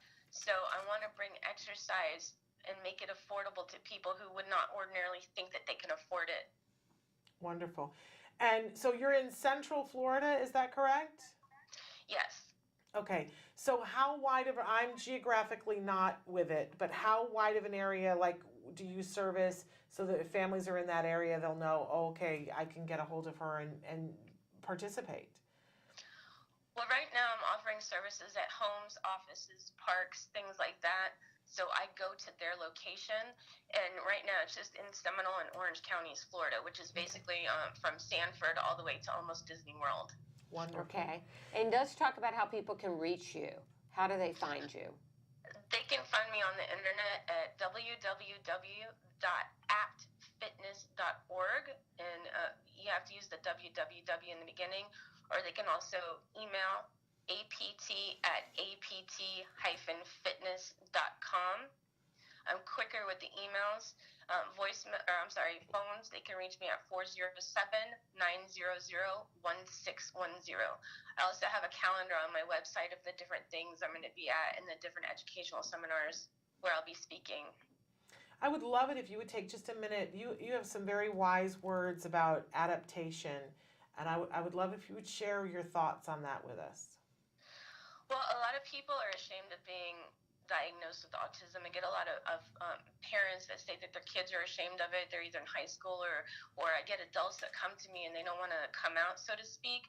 And I try to explain to them that they don't have to necessarily disclose that they're autistic, but at the same time, they can't have expectations that people are going to want to accommodate them. You know, if you see someone in a wheelchair, you know that that person needs some sort of accommodation, but you can't look at someone and say, oh, they're autistic, so let me know how to accommodate them. And I mean, it's just, I'm not saying that we should, you know, become different people, but there should be some sort of level of adaptation. It's just like Charles Darwin, you know, for us to survive, just like any species, there is some form of adaptation. We can maintain our true identities while blending in society. And then also Erving Goffman had this sociological theory, dramaturgy. It's how we choose how we want people to react around us. If we learn to blend with society, then the more willing society is to accept us rather than fear us and think, oh, we're abominations, or, you know, we're something that they just have very negative perceptions of us. So if more of us actually stood out and said, you know what, I'm autistic and I'm doing this and I'm doing that, then less people would think that, you know, they would more likely retract that negative stigma. Right. I think you're an inspiration to a lot of folks, Angelina, and especially to the young girls in our community and their parents, because we need more role models like you. Thank you. And so Apt Fitness, and if you're in Central Florida, and what a great way to add something to your child's life that helps them on many different levels. As you've said, this can help with ADHD, depression, anxiety, and other cognitive and neurological conditions. But additionally, it can help with some of the different things that come along with autism. So again, the website, is it apt? No, that's the email. What's the website, Angelina? It's www.aptfitness.org.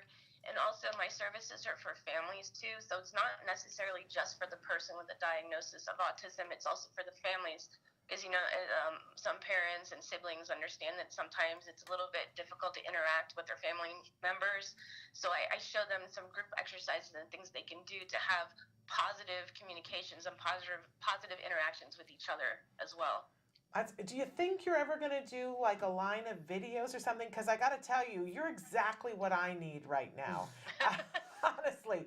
And I wish you were in Southern California, because I would be like, you know, can I have an appointment tomorrow?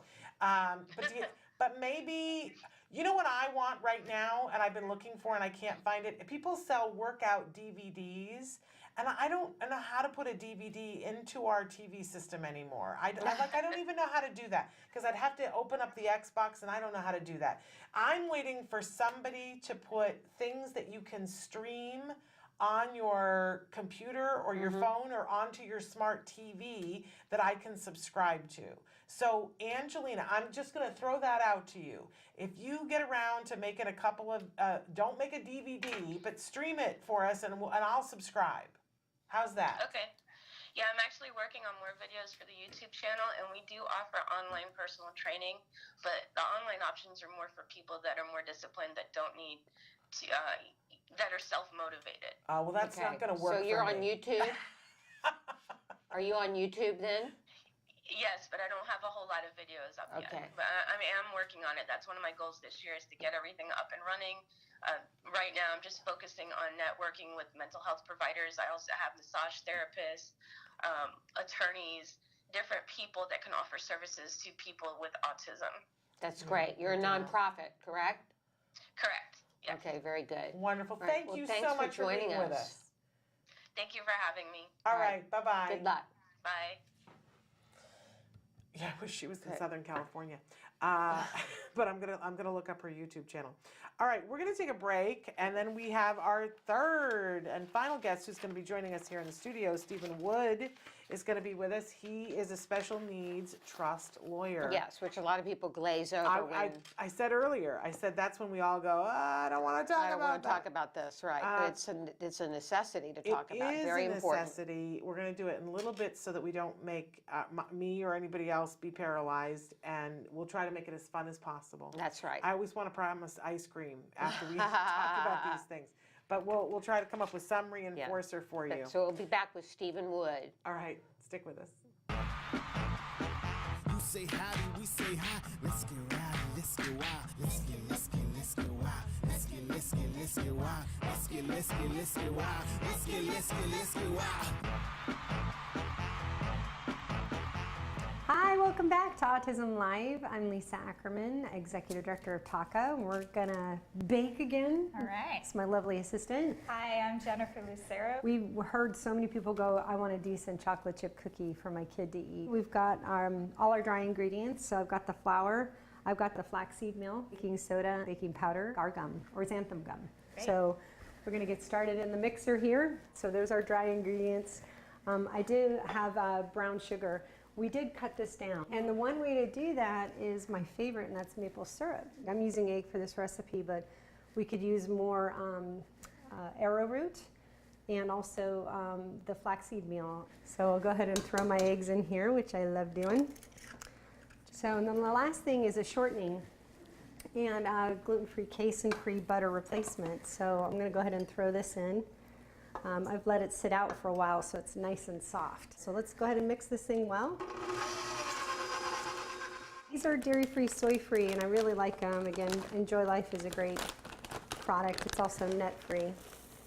And chocolate chips are a personal thing. I won't judge you if you use the whole bag. I would. I know, right? So here we go. Great recipe. It's the nice consistency.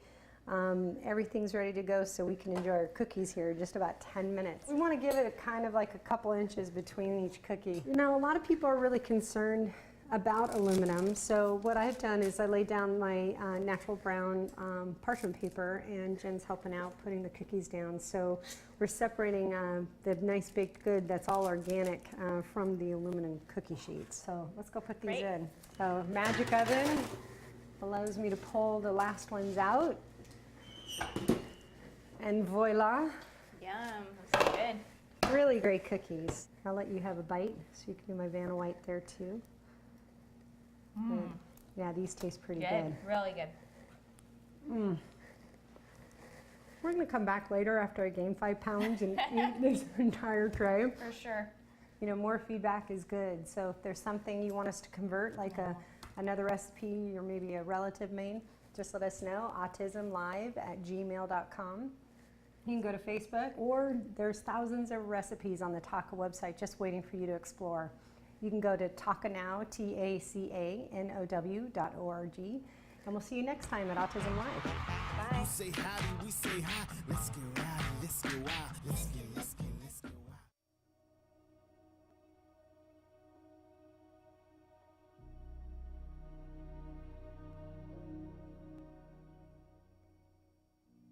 Hello there, fellow activist. You're an activist because you're making the world a better place for someone living with autism. Now on Autism Live, you learn all about your children. You learn about their bodies and their brains. But this empowerment moment is all about you. It's about your heart and your soul. Now don't worry, I'm not going to have you start singing Kumbaya or doing chanting. Let's talk about blessings. One of the blessings of living with a child with autism is learning to love them unconditionally.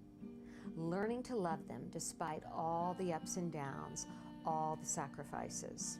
In fact, you learn to love them more so because of them. I call this my empowerment prayer. God grant me the wisdom to see my disability as an opportunity, the courage to love my child unconditionally, and the faith to live a life of purpose. So going from the sublime to the ridiculous, I have a little song for you today. It's a rap song, so I know that an old or, middle-aged white woman rapping just doesn't seem right, but I'm gonna go for it anyway. My style is a little like Nicki Minaj meets Dr. Seuss. Nancy's Autism Rap. It's just a diagnosis, your life's not over. Don't lay there like a dog, get up, Rover. You say your head is spinning with GF, CF, ABA, IEPs, and neurofeedback? Autism tough, that much is true. But you'll survive because you're you. Your life's not over, it's just begun, so walk out that door and go be someone. More Dr. Seuss than Nicki Minaj. Until next time, stay strong and keep the faith. And we're back. Yes, we are. Yes, and as promised, we have yet another guest today joining us. We have Stephen Wood. He's the founder of Wood Law Offices, Wood Law with offices in Newbury Park and Orchid, California. Now, this is a bit of a mouthful. You're a State Bar of California certified specialist in estate planning, trust, and probate law. That's right. I'm going to make Nancy say that 3 times fast for a warm-up for the show. That's a mouthful. It is a mouthful, yeah. Yeah, and you have helped hundreds of families plan for their special needs children. You're an expert in this field, so that's what we're going to talk to you about today. Great. All right, first of all, what is a certified specialist? So a certified specialist is somebody who's taken a second bar exam and been recommended by their peers, so other attorneys, as an expert in their practice of law. Okay. So you're a glutton for punishment. You've taken the bar twice? Once wasn't enough. Okay. I wanted it twice. All right. Well, the end result is something that helps our community. So we need to find out what exactly is estate planning. Great question. So a lot of people, they come into my office and they think, well, I don't even know if I need an estate plan. I just need a trust. Okay. Well, estate planning, it's not just for rich people. Sometimes people, they focus on that word estate and they think of Oprah Winfrey in Montecito with her estate. But estate planning just means, estate means all of your assets. So your car, your home, if you own a home, your cash, your retirement accounts, all that stuff. It's about planning for what will happen to that in case you become incapacitated or upon your death. So a definition that I like with estate planning is one I've heard before is it's about 3 time periods: now, incapacity, and death. It's about planning for controlling your assets while you're alive and well, taking care of yourself and your loved ones if you become incapacitated. Then upon your death, it's about giving what you have to who you want and when you want. And it's about accomplishing all the above while avoiding court involvement, so probate court. Yeah, if you don't have an estate plan, what's going to happen? So that's a great question. If you don't have an estate plan, the state of California has one set up for you. Okay. So everyone needs some level of estate plan because if they don't have one, they're on the default plan. So that's probate court. And that, I don't think people realize, correct me if I'm wrong, if you go to court, a significant portion of whatever monies goes towards having to pay people for having gone to court. That's right. Yeah, there's a lot of court fees. The attorney fees are very high. Also, if you have a special needs child, it's going to have some devastating consequences. Okay, so we don't want that. We don't want to be on the default plan. But how easy can it be for us to not be on the default plan? It's very easy. It just requires going to an attorney who knows what they're doing. Like you. Like me, exactly. Okay. Somebody who's taken the bar twice. Right, yeah. That's right, okay. A two-timer. How does a trust figure into all this? We hear a lot about a special needs trust. So a special needs trust is a type of trust that allows you to leave money or other assets to somebody who has special needs, who may qualify for means-tested public benefits, such as SSI or Medi-Cal. Because if you have too many assets, the person who's on those benefits will not qualify for them anymore. Right. So that's the problem. So if you have a special needs child, a child who has autism, for example, and you leave them a bunch of money, they're probably going to lose their Medi-Cal, they're going to lose their SSI, or other benefits that they have to help them with their rent or other things like that. But we can come to somebody like you and figure out a way that it does work with all of those things. So we could leave money to our children, we just need to have it in a certain way, correct? Exactly. So when you have a child with special needs, it's important not to give them money outright. You want to give it to them in a special needs trust. And a trust, by the way, just to define that term, there's 3 key players in a trust. There's a grantor, a trustee, and a beneficiary. So the grantor is the one who sets up the trust. The trustee is the one who manages the trust according to the directions that the grantor put in the trust document. And the beneficiary is the one who benefits from the assets in the trust. So just a simple example here of a trust. Let's say if I have $5 and I say, hey, I want you to take my daughter to ice cream, here's $5. So in that situation, who's the grantor? You're Let's the look where it's- grantor. I'm the grantor. Who's the trustee? I'm the trustee. You're the trustee because I gave you $5. Right. And I gave you directions. And who's the beneficiary? Your daughter. Exactly. So that in its simplest form is a trust. Okay. All right. Well, that's a pretty interesting thing. Talk to us, because you got all these terms here that I'm like, what's a letter of intent and how does it work with a special needs trust? So a letter of intent can be a very important document along with the special needs trust. It gives instructions to your trustee on how to manage the trust for the beneficiary. So for example, let's say and it's not legal directions on what their responsibilities are. It's more like, hey, what does the beneficiary like to do? Maybe the beneficiary is a hockey fan. So I want you to buy tickets for the beneficiary, 3 times a season for an LA Kings game or something like that.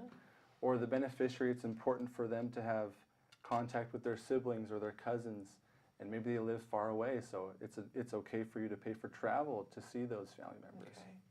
Okay. But you mentioned it's not necessarily legally binding. It's a letter of intent, literally, that you're saying, I would like for you to do it this way. Do you ever have problems where somebody doesn't follow the letter of intent? Well, it stems to finding a trustee that you trust who will follow that letter of intent. So that's an important part in the decision-making process. When somebody meets with me, we talk about, okay, who's going to be the trustee? And I tell them these are good qualities of a trustee. Let's go through people you know. So it's I would think of it then, it's almost like a transfer of values, saying this is what's important to me in this person's life, and then you transfer them to the person who's going to carry it out. Exactly. And that's particularly important when you have a beneficiary who can't advocate on behalf of themselves. Yeah. You want to give the trustee as much direction as possible. Okay. What does, we've heard a little bit about what a trustee needs to do. Who can be a trustee? So a trustee can be anyone. So it could be a family member, it could be a friend, it could be somebody that you really trust. Whoever it is, I mentioned trust, you got to trust your trustee. Yeah. That's the most important quality of a trustee is trust. What if you don't have somebody that you trust that you can think of that you would want to be a trustee? Or somebody who's, maybe you know people that you trust, but they're not willing. Because it's a little bit of a responsibility. It's a lot of work, yeah. So even though there's no court involvement, people think, oh, it's a piece of cake, but no, it's still a lot of work. The trustee has a lot of stuff they need to do. If you can't find an individual who can serve as trustee, you can hire a corporate trustee or a bank, for example.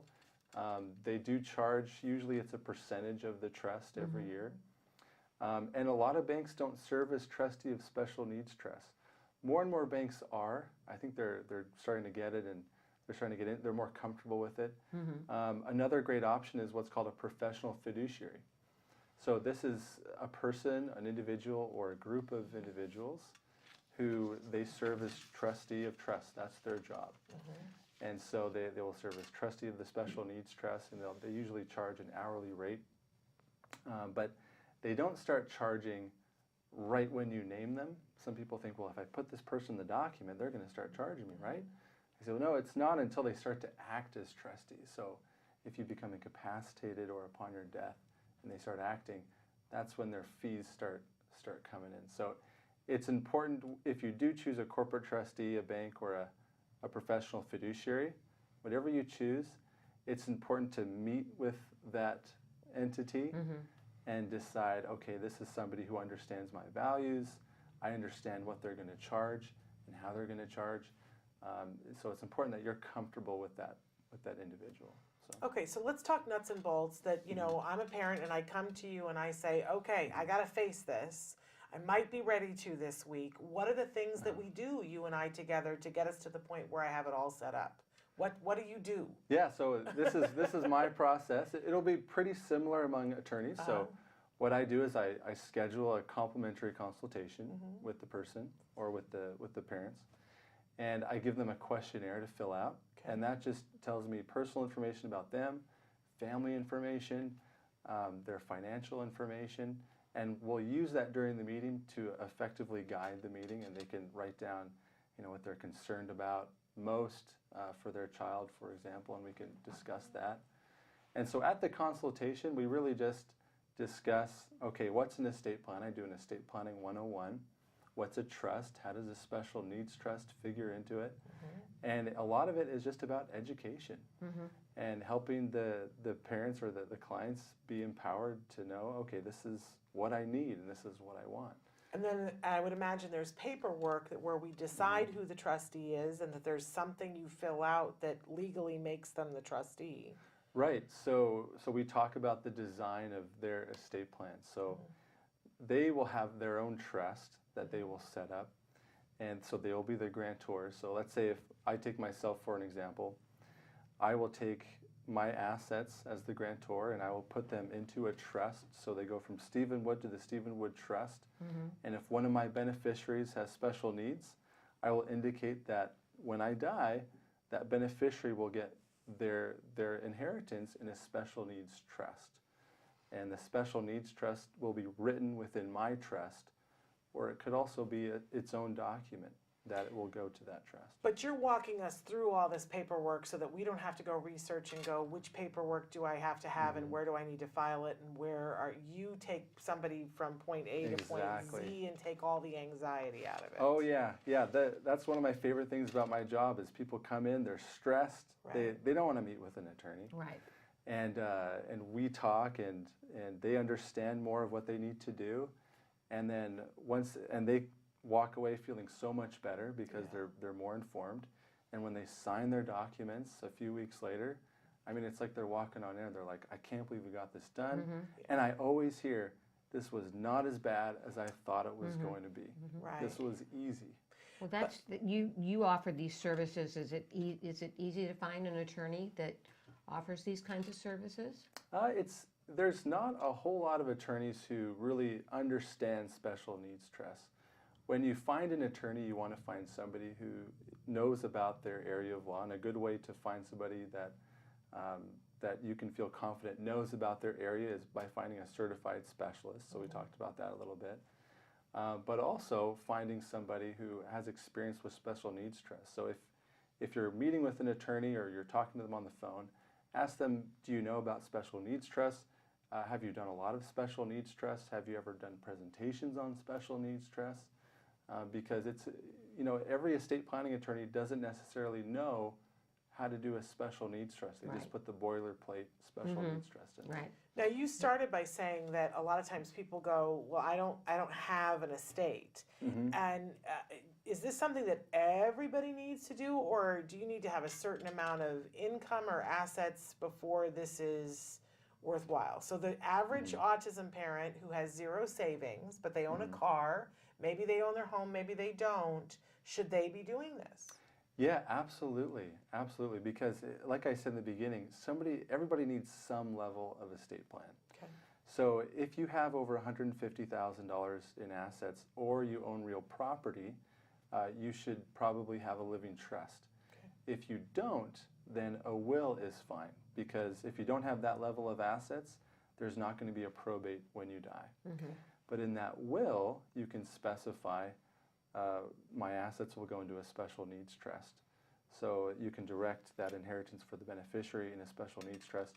Also upon incapacity. So what if something happens to that parent and they're not competent enough to take care of their child? Well, they can set up powers of attorney that can give somebody the authority to manage their finances for them, and even make gifts to their child who has special needs, so that there's a continuum of care. Because if they don't have anything set up, then somebody has to go to court, get a conservatorship for the parent, which is very costly, takes a lot of time, there's a lot of court oversight.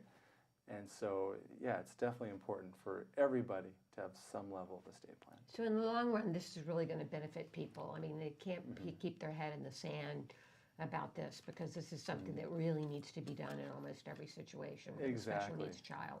Exactly, yeah. Yeah, everyone needs to get this done at some point. I mean, it's not fun to think about our death, you know, and planning for that, but everyone's going to die at some point. You know, I tell people, if you know the date you're going to die, just come in the day before and we'll get it done. Right. So, and unfortunately, we don't have that luxury when we have special needs kids. No, we don't. have to suck it up at some point. Now, we want to make sure that people know where they can find you, because you've been here and clearly you know what you're talking about. And for those in this area, you know, you're a good choice. So where can they find you? they can go on my website to find my location and contact information. My website is www.woodtrustlaw.com. Wonderful. Do you have an email they can reach you at? Yeah, so it's Stephen, S-T-E-P-H-E-N, at woodtrustlaw.com. Okay. And, you know, if they just have questions or they're not sure if they want to move forward yet, feel free to contact me. Okay. You know, I want to be a resource. Okay, great. Because I know that it can be very stressful and overwhelming. So the big $64,000 question, why did you choose this? Oh, that's a great question. So in law school, I took a wills and trust class like most law students do, and it really piqued my interest, and so I did some free legal clinics while I was in law school on estate planning.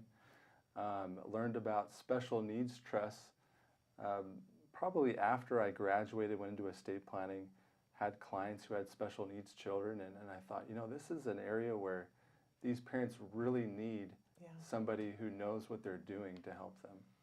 And I didn't find that there were a lot of those attorneys, and I really liked helping people. I'm a helper. And so I chose, you know, this area of law, and I've been very happy with it. Great. I always find it interesting what people find reinforcing. Yes, I know. The word that we use in the ABA world is, you know, what's reinforcing to you and how, you know, and I was just saying this last week that I'm amazed. We did not choose to be in this community. Right. We were enlisted. Without our say, and we're here and we're thrilled to be here, and of course we have given our all to this community and this type of situation, but it's always interesting to me when somebody chooses it, and I don't know why, but it gives me hope. Right, I agree. It gives me hope for the future that because you're willing to be in this area and get in the trenches with families, in fact, in the worst part of it. But I would imagine that at this point in your career, you've had somebody end up needing your services. Have you seen the result of what happens with the trust after somebody's been incapacitated or has passed away? I have, yeah. Yeah, there was a client I had who had a child with Down syndrome. And when they passed away and we were administering the trust, and the trustees in this case, it was the child's two sisters. If you have two trustees, by the way, make sure they get along. These two sisters, they got along very well. Okay, good. And it was awesome to see how they loved their brother and how they managed the money for their brother and made sure it was growing, made sure the brother got extra therapy that he needed, was in a good living situation. I mean, they were just the best trustees. And because they knew their brother, they knew what he wanted, they knew what he liked, they knew what he disliked. They were able to provide the best quality of life possible for him. And really, that's the major objective of special needs trust, is about providing the best quality of life possible for the beneficiary. It's not just about not disrupting public benefits, which is sometimes what people focus on. Right.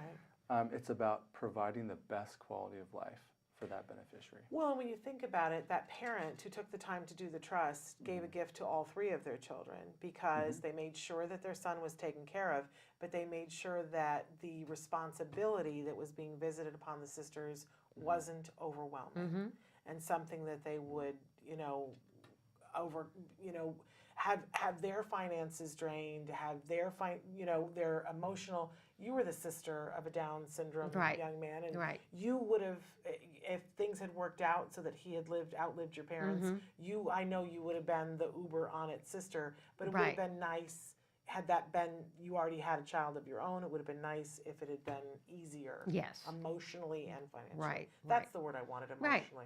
Right. In any case. Well, All it right. sounds like this is something that obviously all people need to take a good, serious look at and have a discussion. And as I said, not put their head in the sand about it, but look at it with an open mind and in a positive way. Yeah, absolutely. Yeah. So your website again? At woodtrustlaw.com. So www.woodtrustlaw.com. All right. Okay. Well, we thank you so much Stephen for being Wood, here. for joining us. We've only got 1 minute left of the show, so if you wanna- don't mind, I'm going to ask you to stay here just while we close out the show. For sure. Yeah. You want to talk about tomorrow? What Yes, you've got coming up? big show tomorrow. We are having, Emily Island and her son Tom Island are going to be on the show to talk about what happens after schooling is done. So that Cliff piece, they're going to share information about what they did and what other people can do, no matter where you are in the age spectrum right now, to be making it so that there isn't this abrupt cliff. Then we're having Bonnie Yates, special education attorney, talking about IEP season, which is rapidly approaching. And then we have Alex Plank. Okay. Who we were just talking Who about was on The Good Doctor. He was on The Good Doctor last week, played one half of the romantic couple. And Alex is going to be with us to talk about what that was like for him as a person on the spectrum, being on the set at Good Doctor, playing someone who had a type of autism that is not the same type of autism that Alex has. So I'm really excited that Alex is going to be with us to that'll talk be about really that. He's an interesting old to- friend of the show, and it's really fun to see him thriving and getting some of the recognition that great. he deserves. So that Okay. all tomorrow, Good show. plus more, plus some mindfulness, and maybe even an autism in the classroom tip, and some Okay. questions. My goodness. Let's get it all. Get it all in. Get it all in with a shoehorn. Anyway, we're out of time, but I want to thank you, Nancy, and I want to thank all of our guests for being with us today. It's been great. So we'll see you tomorrow. Until then, give your kiddos a hug from me. And give yourselves a hug from me. Bye-bye. Bye-bye.